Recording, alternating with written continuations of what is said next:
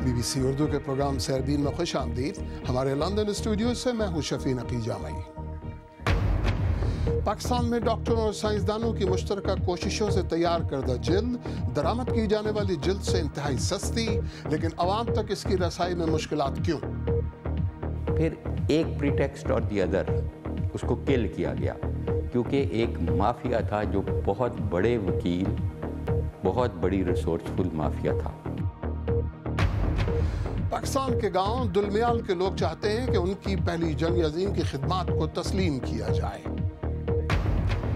اور سائنس اور technology bulletin click میں دیکھیے گا ایسے روبوٹس جو انسان کی طرح تیور چڑھاتے اور مسکراتے ہیں۔ پاکستان میں پہلی بار سائنسدانوں اور ڈاکٹروں کی مشترکہ کوششوں سے قدرتی انسانی جلد کا حیاتیاتی نعم البدل تیار کر لیا گیا ہے۔ مقامی سطح پر تیار کردہ متبادل جلد درآمد شدہ جلد سے 100 گنا سستی ہوگی، جس سے ملک میں عام لوگ مستفید ہوں گے، لیکن اس کی بڑے پیمانے پر تیاری کی راہ میں کئی رکاوٹیں بھی ہیں۔ لاہور سے نامہ نگار عمر دراز کی رپورٹ۔ مصنوعی مگر جلد کا یہ نعم البدل انسان کی جان بچا سکتا ہے۔ ڈاکٹروں اور سائنسدانوں کے اشتراک سے اسے پاکستان ہی میں تیار کر لیا گیا ہے۔ اب تک یہ درآمد کیا جاتا تھا۔ درآمد شدہ 1 مربع سینٹی میٹر کا پیوند تقریباً 50,000 روپے کا پڑتا ہے۔ مقامی طور پر بننے والا یہی پیوند محض 700 روپے کا ہوگا۔ یہ پہلا اسکن سبسٹیٹیوٹ ہے، سیلوڈرمل میٹرکس، جو کہ ہیومن اسکن سے یا بووائن اسکن سے ہم بنا سکتے ہیں۔ تو ہیومن اسکن سے ابھی ریسنٹلی ہم نے بنایا۔ پاکستان کے لحاظ سے میں نے کوشش یہ کی کہ ایسے کیمیکلز یوز کروں کہ کام وہی کریں جو میرے جیسا ڈی سیلولرائزیشن ہے یا اسٹرلائزیشن ہے، لیکن کیمیکلز جو ان کے آلٹرنیٹ تھے وہ میں نے یوز کر کے تو اس کو چیپر بنایا۔ مارگریٹ ہیرا محض 20 برس کی تھیں جب ان کے شوہر نے جہیز کے جھگڑے پر انہیں جلا دیا تھا۔ جان بچ گئی، مگر ابتدائی 3 برس ان کے لیے انتہائی مشکل تھے۔ اب 2 برس ہوئے وہ ایک بار پھر اپنے پیروں پر کھڑی ہیں۔ پاکستان میں جلا دیے جانے والی زیادہ تر خواتین ان جتنی خوش قسمت نہیں ہوتی۔ میڈیکل فیلڈ کے اندر جو ریسرچز ہوتی ہیں اس میں اس بات کو ضرور کنسیڈر کیا جائے کہ خالی بام بلاسٹ میں یا گیس لیکس میں یا کوئی روڈ سائڈ ایکسیڈنٹس میں جو حادثات ہوتے ہیں اس سے اسکن نہیں خراب ہوتی ہے، ہماری عورتوں کو جلایا جاتا ہے۔ ڈاکٹروں کا دعویٰ ہے کہ مقامی طور پر تیار کی گئی مصنوعی جلد کو 18 افراد پر کامیابی سے استعمال کیا جا چکا ہے۔ اسے عالمی معیار کے مطابق پایا گیا۔ جانوروں اور پھر انسانوں پر چند تجربات کے بعد یہ کاروباری سطح پر تیار کیے جانے کے قابل ہوگی۔ پاکستان میں ہر سال آگ سے جھلسنے اور تیزاب پھینکنے جیسے واقعات میں ہزاروں جانیں ضائع ہو جاتی ہیں۔ سستی مصنوعی جلد کی فراہمی سے ایسی زیادہ تر جانیں بچائی جا سکتی ہیں۔ تاہم سوال یہ ہے کہ مقامی سطح پر ایسی مصنوعی جلد کی تیاری میں جو سرکاری سرپرستی درکار ہے، کیا وہ مل پائے گی یا نہیں؟ عمر دراز، BBC نیوز، لاہور۔ جلد کے اس سستے حیاتیاتی نعم البدل کو عام آدمی تک پہنچانے کے لیے حکومت کی سرپرستی کیوں درکار ہے؟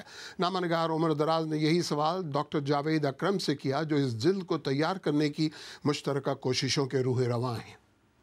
ہم نے یہ کوئی اتنی بڑی نئی چیز نہیں کی، صرف ہم نے اپنے لوکل سرکمسٹانسز میں اس کو سملر چیز بنائی ہے اور یہیں پہ ہم نے کلون کر لی ہے۔ ہم اس کو کوئی پچھلے 6 ہفتوں میں کم از کم 18 مریضوں پہ ٹیسٹ کر چکے ہیں۔ اب ہم اس کو نیکسٹ سٹیپ ہمارا یہ ہے کہ ہم اس کو اینیمل سٹڈیز پہ لے جا رہے ہیں، اینیمل ہاؤس میں اپنے ٹیسٹ کر رہے ہیں۔ اس کے بعد اس کو ہم پراپر ہیومن ٹیسٹنگ میں ڈالیں گے، جو کہ لارج اسکیل سٹڈی ہوگی۔ اور پھر ہمارے لیے مرحلہ سب سے مشکل یہ ہوگا کہ اس کو ہم کمرشلائز کیسے کریں۔ یہ مشکل کیوں ہے یہ مرحلہ؟ یہ بہت مشکل ہے کیونکہ پاکستان میں آج تک ہمارے گروپ نے 27 فارماسوٹیکل پروٹینز، جس میں ایریتھروپوئٹین ہے جو گردے فیلئر کے مریضوں کو دیتے ہیں، ایک انسولین ہے جو شوگر والوں کو دیتے ہیں، انٹرفیرون ہے جو ہیپیٹائٹس سی وائرل انفیکشنز کو دیتے ہیں، ہم نے یہ سب کلون کی ہیں 27 فارماسوٹیکل۔ اور ہم نے فریکشن آف دی کاسٹ پہ کی ہیں، لیکن انفارچونیٹلی ہم فیل ہوئے، کیونکہ کوئی طریقہ کار نہیں ہے کہ جہاں پہ ہم ان ایجادات کو کمرشلائز کر سکیں۔ ایک تو یہ ایشو ہے، دوسرا اس سے بڑا ایشو یہ ہے کہ جو یہ چیزیں تمام کی تمام امپورٹ ہو رہی ہیں، لوکلی بن نہیں رہیں۔ جب امپورٹ ہو رہی ہیں تو اس انٹرفرون کی اس وقت 40 ارب روپے کی امپورٹ تھی، تو جب ہم نے 40 ارب کی امپورٹ روکنے کی ایک طرح سے کوشش تھی کہ ہم اتنی سستی انٹرفرون اور وہی معیار کی، تو ہمیں کہا گیا کہ آپ اس کو امریکہ سے ٹیسٹ کرائیں، FDA سے، وہ بھی ہم نے کرایا۔ پھر کہا گیا کہ آپ یورپین کرائیں اس کو، ہم نے یورپ سے بھی اس کو ٹیسٹ کرایا، انہوں نے بھی معیاری قرار دے دیا۔ پھر ایک پریٹیکسٹ اور دی ادر اس کو کل کیا گیا، کیونکہ ایک مافیا تھا جو بہت بڑے وکیل، بہت بڑی ریسورسفل مافیا تھا۔ اگر وہ 40 ارب کی امپورٹ کر رہی ہے کمپنی، تو اس کو اگر چند کروڑ روپیہ بھی لگانا پڑے تو اس کے لیے مسئلہ نہیں ہے۔ تو اب کیا چانسز ہیں کہ آپ جب کامیاب ہو جائیں گے اس کی ٹیسٹنگ کے ساتھ، کلوننگ کی ٹیسٹنگ کے ساتھ، تو آپ اس کو کمرشلائز کر پائیں گے؟ ہم لیبارٹری سکیل پہ اس کو بنا رہے ہیں، ٹھیک ہے۔ ہم ظاہر ہے لیبارٹری سکیل پہ نہیں اس کو کمرشلائز کر سکتے، it has to be up scaled, اس کو انڈسٹریل سکیل پہ بننا ہے۔ اب انڈسٹری بائیو ٹیکنالوجی کی کوئی پاکستان میں موجود نہیں ہے۔ ہمارے لیے بہت آسان ہوگا کہ ہم اس کو کسی بڑی بائیو ٹیکنالوجی کمپنی کو اس ایجاد کو بیچ دیں، پیٹنٹ اپنا بیچ دیں، جو ہم نے کرایا US FDA کا۔ لیکن مسئلہ یہ آگا کہ وہ پھر وہیں کی وہیں قیمت آ جائے گی، تو جو ہمارا آبجیکٹیو ہے وہ فیل ہو جائے گا۔ اکیڈمیا انڈسٹری پارٹنرشپ کریں کہ ہمارے گورنمنٹ اگر ان چیزوں پہ اربوں روپے خرچ رہی ہے، تو گورنمنٹ اس میں کی فریکشن پہ اس کی پروڈکشن فیسلٹیز کریٹ کرا سکتی ہے۔ یونیورسٹی آف ہیلتھ سائنسز کے وائس چانسلر ڈاکٹر جاوید اکرم۔ امریکہ کے وسط مدتی انتخابات کے بعد ٹرمپ انتظامیہ نے غیر قانونی امیگریشن پر قابو پانے کے لیے اقدامات تیز تر کر دیے ہیں۔ آئندہ غیر قانونی طور پر میکسیکو اور امریکہ کے درمیان سرحد پار کر کے امریکہ میں داخل ہونے والے تارکین پناہ کے اہل نہیں ہوں گے۔ قومی سلامتی کے محکمے کے بقول صدر کے پاس ان تارکین وطن کو روکنے کا اختیار ہے، لیکن سول رائٹس لبرٹیز یونین کا کہنا ہے کہ صدر کے ایسے اقدامات غیر قانونی ہوں گے۔ کرس بٹلر کی رپورٹ، سلیم قاضی کی زبانی۔ میکسیکو کے ساتھ طویل سرحد پر پہرا دینا صدر ٹرمپ کے لیے ایک بہت بڑا مسئلہ بن چکا ہے۔ صدر سمجھتے ہیں کہ غیر قانونی تارکین وطن امریکی قوانین کا ناجائز فائدہ اٹھا رہے ہیں۔ موجودہ قوانین کے مطابق کوئی چاہے جس طریقے سے بھی امریکہ پہنچتا ہے، 1 سال بعد امریکہ میں سکونت کا دعوے دار ہو سکتا ہے۔ لیکن صدر چاہتے ہیں کہ یہ حق صرف ان کو دیا جائے جو یہاں سرکاری طور پر پہنچتے ہیں، نہ کہ کہیں سے بھی سرحد پار کر کے۔ امریکہ کے قومی سلامتی کے محکمے کا کہنا ہے کہ اسائلم کی اتنی زیادہ درخواستوں اور دعووں کی وجہ سے اسائلم سسٹم اور اس کے وسائل پر بوجھ بہت زیادہ ہو گیا ہے۔ محکمے کا اصرار ہے کہ قومی مفاد کے تحت صدر کے پاس پناہ کے قوانین کو تبدیل کرنے کا اختیار موجود ہے، لیکن انسانی حقوق کی تنظیمیں کہتی ہیں کہ اقدامات کو چیلنج کیا جائے گا۔ کانگریس صدر کو بالکل کوئی اختیار نہیں دیتی، بلکہ کانگریس کا کہنا ہے کہ چاہے کوئی پورٹ آف انٹری سے ملک میں داخل ہو یا کسی اور مقام سے، آپ پناہ کی درخواست دے سکتے ہیں۔ صدر اس قانون کو بیک جنبش قلم ختم کرنا چاہتے ہیں۔ صدر ٹرمپ کے بیانات نے میکسیکو کے راستے وسطی امریکہ سے امریکی سرحد کی جانب رواں دواں ان قافلوں کو خوف کا شکار کر دیا ہے۔ ان میں سے اکثر لوگوں کا کہنا ہے کہ یہ غربت اور استحصال کے ہاتھوں مجبور ہو کر نکلے ہیں، لیکن صدر ٹرمپ ان لوگوں کو حملہ آور اور ایک خطرہ قرار دے چکے ہیں۔ ڈیموکریٹس کو ووٹ دینا اپنی سرحدوں کو تحلیل کرنے کے مترادف ہوگا، اور اس کا مطلب ہیروئن اور دوسری مہلک منشیات کو بلا روک ٹوک امریکہ لانے کی اجازت دینا ہوگا۔ صدر ٹرمپ کے مخالفین انتخابی مہم میں کہتے رہے ہیں کہ مسٹر ٹرمپ بلا جواز خوف پھیلا رہے ہیں، لیکن صدر اپنے بیانات پر اب عمل بھی کر رہے ہیں۔ سرحد پر ہزاروں فوجی تعینات کرنے کے بعد اب وہ قوانین میں تبدیلی کی کوشش کر رہے ہیں تاکہ ان میں سے کچھ دروازے تو بند کریں جہاں سے تارکین وطن امریکہ میں داخل ہوتے ہیں۔ افغان طالبان پہلی بار افغانستان میں قیام امن کے لیے ہونے والی ایک عالمی کانفرنس میں شریک ہو رہے ہیں۔ روس کے زیر اہتمام ماسکو میں ہونے والی اس امن کانفرنس میں افغانستان کی حکومت سرکاری طور پر تو شریک نہیں، لیکن افغان پیس کونسل کے ممبران شریک ہیں۔ کانفرنس میں انڈیا بھی غیر سرکاری طور پر شریک ہے۔ یورپی یونین کے مبصرین نے کہا ہے کہ بدھ کے روز مڈغاسکر میں ہونے والے صدارتی انتخابات میں معمولی نوعیت کی بے قاعدگیاں سامنے آئی ہیں، لیکن ان سے انتخابات کی ساکھ متاثر نہیں ہوتی۔ گزشتہ روز ایک صدارتی امیدوار نے ان انتخابات کی ساکھ پر سوالات کیے تھے۔ بوٹسوانا اور نمیبیا کے درمیان واقع دریا میں تقریباً 400 بھینسیں ڈوب کر ہلاک ہو گئیں۔ حکام کے بقول ابتدائی تحقیقات سے معلوم ہوا ہے کہ شیروں کا ایک خاندان بھینسوں کے اس ریوڑ کا پیچھا کر رہا تھا، جس کی وجہ سے یہ بھاگتی ہوئی دریا میں جا اتری، لیکن دوسرا کنارہ اونچا ہونے کی وجہ سے دریا کے پار نہ اتر سکی اور بھگدڑ کے دوران ڈوب گئی۔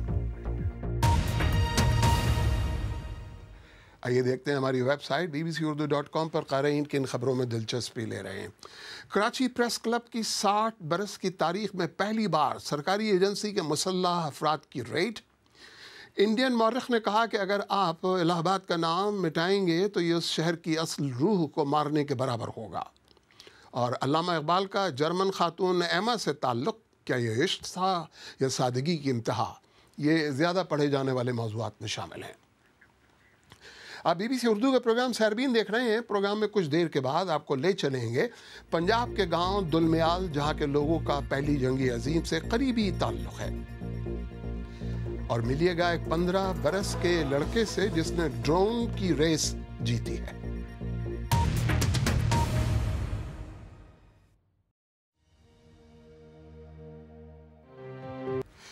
بی بی سی اردو کے پروگرام سیربین میں ایک بار پھر خوش آمدید۔ اس ہفتے پہلی عالمی جنگ کے خاتمے کی 100ویں سالگرہ کی تقریبات منعقد کی جا رہی ہیں۔ اس ہولناک جنگ میں دیگر ممالک کے علاوہ کل کے انڈیا سے 13 لاکھ فوجیوں نے شرکت کی تھی، لیکن ان کی خدمات کو عموماً نظر انداز کر دیا جاتا ہے۔ آج کے پاکستان میں ایک گاؤں کے رہنے والوں کا کہنا ہے کہ ان کے گاؤں سے اس جنگ میں لڑنے والوں کی تعداد اس خطے کے کسی بھی گاؤں سے زیادہ ہے۔ سکندر کرمانی کی رپورٹ، ثقلین امام کی زبانی۔ اسلام آباد سے جنوب مغرب کی جانب 2 گھنٹے کی مسافت پر دلمیال نامی گاؤں کی اپنی قابل فخر عسکری تاریخ ہے۔ برطانوی دور میں یہاں سے کئی جوان فوج میں بھرتی ہوئے تھے اور سینکڑوں نے پہلی عالمی جنگ میں شرکت کی تھی۔ یہ ایک گفٹ باکس ہے، کرسمس گفٹ باکس جو 1914 میں دیا گیا تھا۔ ایک عارضی سے میوزیم میں ریاض ملک مقامی طور پر جنگ کی یادگاروں کو جمع کر رہے ہیں۔ ان کے اپنے خاندان کے 15 افراد نے جنگ لڑی تھی۔ انہوں نے اپنی بہادری، لگن اور وفاداری سے دلمیال کو ساری دنیا میں شہرت دلوائی، اور اسی وجہ سے ان کی تصاویر، ان کے فوجی کارناموں کی تاریخ اور اپنی قدیم تاریخ کو ہم محفوظ کرنا چاہتے ہیں۔ their archaeological history and all the facts. ایک مقامی اسکول میں ان 460 جوانوں کو ہدیہ تبریک پیش کرنے کے لیے کتبہ لگا ہوا ہے۔ اس گاؤں کا تعلق برطانوی فوج سے برقرار رہا، اور جب دوسری عالمی جنگ ہوئی تو مزید سینکڑوں افراد فوج میں شامل ہوئے۔ انہی میں ایک رشید احمد تھے جو اپنے دادا سے متاثر تھے، جنہوں نے پہلی عالمی جنگ لڑی تھی۔ لڑائی میں ہر قوم ہوندی ہے، لڑائی میں ہر قوم شامل تھی۔ ان میں کچھ سکھ تھے، کچھ ہندو تھے، مختلف نسلوں کے لوگ تھے جو ہمارے ساتھ جنگ میں شامل تھے۔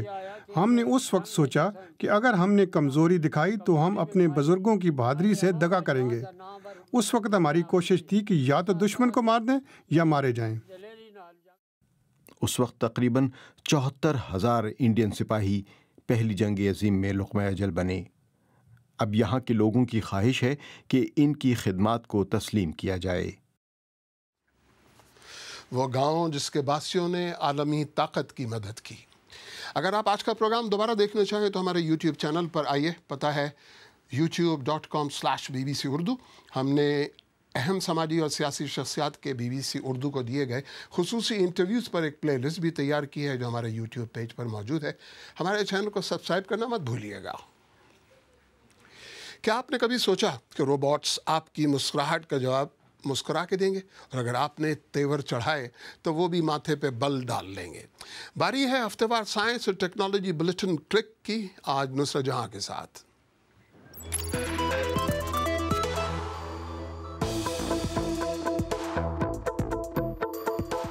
اس ہفتے بٹ کوائن نے اپنی 10ویں سالگرہ منائی۔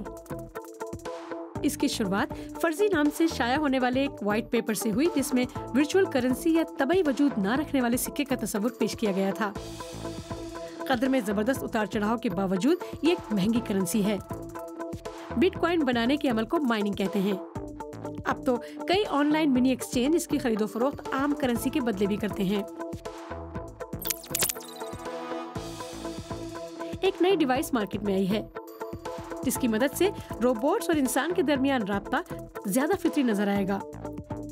فرحت نے جو پروجیکشن سسٹم متعارف کروایا ہے اس کے تحت مختلف احساسات اور تاثرات کردار کے مطابق روبوٹ کے چہرے پر لائے جا سکتے ہیں۔ ایلن مسک نے ٹویٹر پر بورنگ ٹنل میں ایک سرنگ کی جھلک پیش کی ہے۔ یہ امریکی شہر لاس اینجلس کے نیچے کی سرنگ کا تیزی سے چلایا گیا منظر ہے۔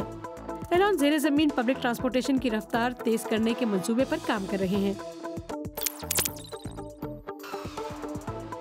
اور آسٹریلیا سے تعلق رکھنے والا 15 برس کا یہ لڑکا ڈرون ریسنگ ورلڈ چیمپئن شپ کا فاتح ہے۔ روڈی براؤننگ نے 120 کھلاڑیوں کو اس مقابلے میں شکست دی۔ انعام میں انہیں $26,000 ملے ہیں۔